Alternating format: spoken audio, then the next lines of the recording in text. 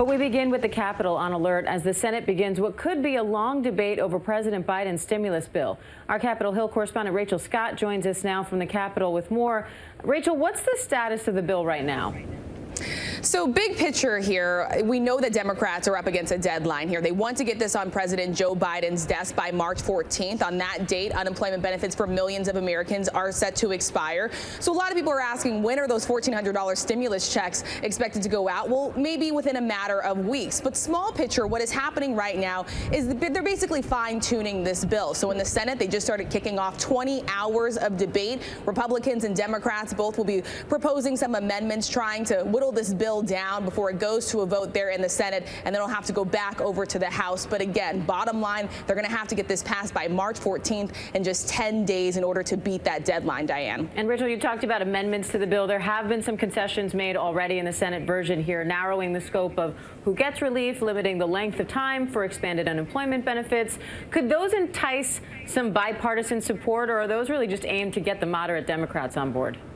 Yeah, well, if you're expecting sweeping bipartisan support for this COVID relief package, it's just not going to happen. In the House, we didn't see a single Republican congressperson vote for the bill. And so here in the Senate, all eyes are on Republican Senator Lisa Murkowski. And that is because she has basically described herself as listening Lisa over the past week. She is listening to both sides of this. She's from Alaska. Her state has really been hit hard by the pandemic. The tourism industry has been suffering. And so now Democrats are trying to get her to vote with them on this relief package. But Republicans want their party to stand united. They want to send a very strong signal to Democrats that they are united on this front and that they oppose this COVID relief package, Diane.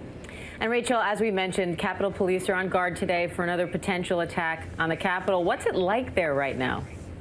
Well, Washington and Capitol Hill is still a little bit of a fortress here. You have miles long of razor-wired fencing wrapping around the entire Capitol Hill complex. You have 5,000 members of the National Guard still on site. And then, of course, you still have these threats and so now you have this increased amount of security here. Already, there are threats to attack President Joe Biden's upcoming speech to a joint session of Congress. And so while much of the security that you see here around the Capitol is temporary, law enforcement officials have said it is absolutely necessary because of the threats of violence that they're still getting, Diane. Now, after the January 6th attack, on that very night, members made a show of coming back to the Capitol and finishing the work that they started that day. But today, the House isn't even in session at all, citing this threat. Why?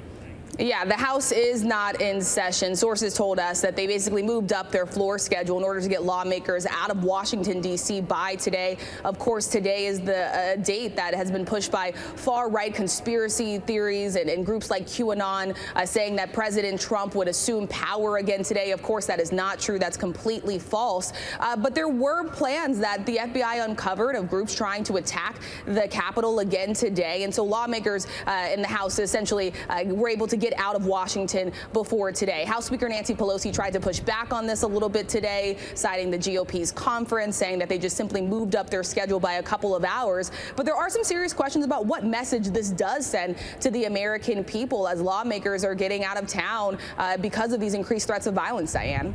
All right, Rachel Scott at the Capitol for us. Thanks, Rachel.